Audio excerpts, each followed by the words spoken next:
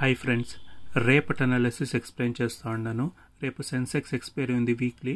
నేను ఎట్లా చెప్పుతున్న వీడియోలో సేమ్ అలాగే జరిగిందా లేదా, సైడ్ వేస్ అనే ఉంటుంది, మార్కెట్ పైనకైనా వెళ్ళొచ్చు అంటే చెప్పుతుంది. నేను మార్కెట్ కిందకు వచ్చేదానికి ఛాన్స్ లేదు అనేసి చెప్పింది. మీకు కావాలన్నా వీడియో చూడండి. మార్కెట్ అప్ ట్రెండ్కి వెళ్ళేదానికి ప్రాబబిలిటీ ఉంది అంటే చెప్పింది.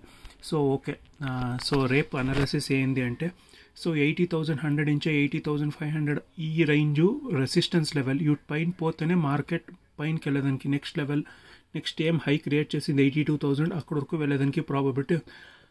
రేపేమైనా ఈ హై బ్రేక్ కాలేదు, యూట్లోగానే ఏమైనా ఉంటే అట్లీస్ట్ 2 days మార్కెట్ ఈ జోన్లోనే ఉండేదానికి ప్రాబబిలిటీ ఉంది. ఇదే జోన్లో ఉంటే డెఫినెట్గా చెప్తా ఉన్నాను, మార్కెట్ మళ్ళీ ఈ 78,980 నుంచి 78,295 ఈ లెవెల్ని వచ్చి టెస్ట్ చేస్తుంది. మీరు నోట్ చేసి పెట్టుకోండి.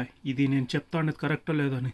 కరెక్ట్ కాదు అంటే మీరు కమెంట్లో చెప్పండి, మార్కెట్ రాలేదు అనేసి నేను అక్సెప్ట్ చేస్తాను అది. సో సపోర్ట్ లెవెల్ చూస్తే రేపటికి 79,905 నుంచి 79,698 అనేది సపోర్ట్ లెవెల్లో. ఫ్లాట్ ఓపెన్ అయితే ఇదే రేంజ్లోనే ఉంటుంది.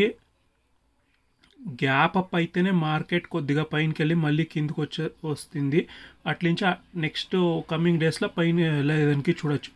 హై బ్రేక్ కాలేదు అంటే మార్కెట్ డెఫినెట్గా అట్లీస్ట్ 2 days అన్నా మార్కెట్ సైడ్ వేస్ అన్నా ఉంటుంది అంటే ప్రాబబిలిటీ ఉంది. సో చూస్తాం రేపు ఏం జరగచ్చు అనేసి. ఫ్లాట్ ఓపెన్ అయితే మార్కెట్ సైడ్ వేసే, గ్యాప్ డౌన్ ఓపెన్ అయితేనూ మార్కెట్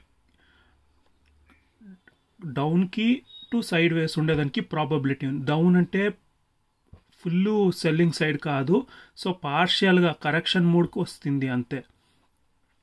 సో ఇదే జరిగేదానికి ప్రాబబిలిటీ. గ్యాప్ అప్ అయితే మార్కెట్ అట్లించి అట్లే పైనకి వెళ్ళేదానికి ప్రాబబిలిటీ ఉంది. గ్యాప్ అప్ ఏమైనా అయ్యి first 15 minutes candle blue colour candle ఏమైనా అయితే, next 15 minutes candle higher rise ఏమైనా ఫామ్ అయితే అక్కడి నుంచి అట్లే మార్కెట్ మనకు దొరికేదే లేదు, అట్లించి అట్లే వెళ్ళిపోయేదానికి ప్రాబబిలిటీ ఉంది. బట్ ఐ క్రాస్ కాకుండాట్లుంటే ప్రాబబిలిటీ ఉంది.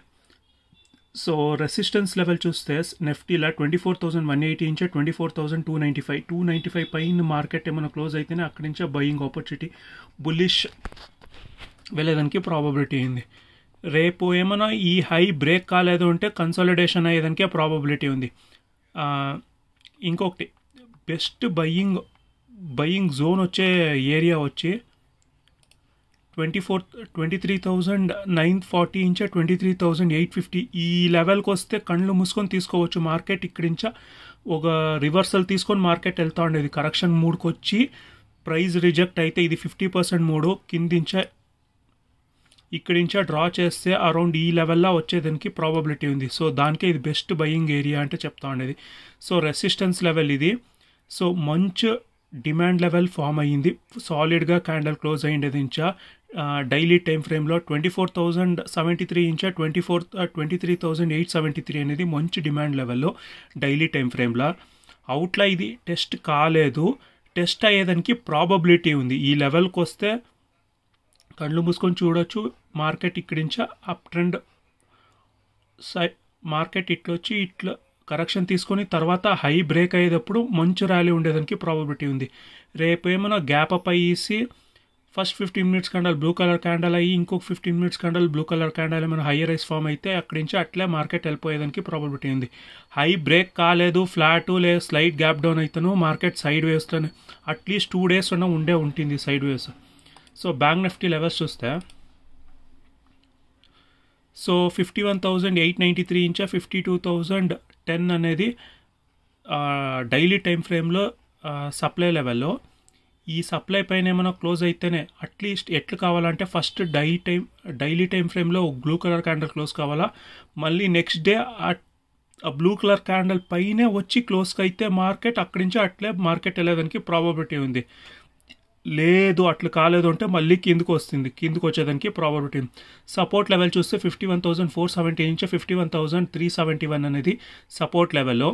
ఫ్లాట్ లేదా స్లైడ్ గ్యాప్ డౌన్ అయితేనే ఇక్కడి నుంచి ప్రైస్ రిజెక్ట్ అయితే మళ్ళీ ఈ క్లోజింగ్ వరకు చూడేదానికి ప్రాబబిలిటీ ఇదే రేంజ్లో ఉండేదానికి ప్రాబబిలిటీ ఉంది. హై బ్రేక్ కాలేదు అంటే గ్యాప్ డౌన్ కింద ఏమైనా బ్రేక్ అయితే సో ఇక్కడ ఒక సపోర్ట్ ఉంది, ఇదే రేంజ్లో ఉండేదానికి ప్రాబబిలిటీ ఉంది.